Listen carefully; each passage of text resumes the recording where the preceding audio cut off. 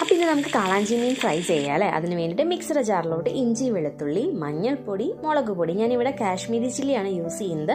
അതുപോലെ തന്നെ കുരുമുളക് പൊടി കുറച്ചിട്ട് കൊടുക്കുന്നുണ്ട്.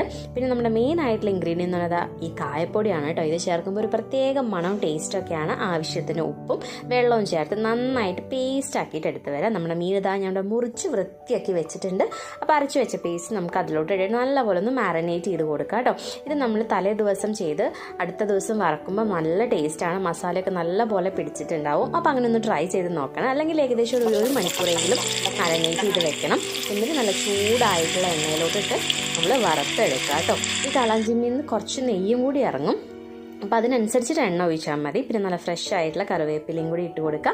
അപ്പുറത്തെ സൈഡ് മൂത്ത് വരുമ്പോൾ നമ്മൾ മറച്ചിട്ട് ഇപ്പുറത്തെ സൈഡും കൂടി മൂപ്പിച്ചെടുക്കുക കേട്ടോ. നല്ല ടേസ്റ്റാണ്. അപ്പോൾ ഈ രീതിയിൽ എല്ലാവരും ഒന്ന് ഫ്രൈ ചെയ്ത് നോക്കുക മീൻ കിട്ടുമ്പോൾ. വീഡിയോസൊക്കെ ഇഷ്ടമാണെങ്കിൽ ചാനൽ മറക്കാതെ സബ്സ്ക്രൈബ് ചെയ്യുക.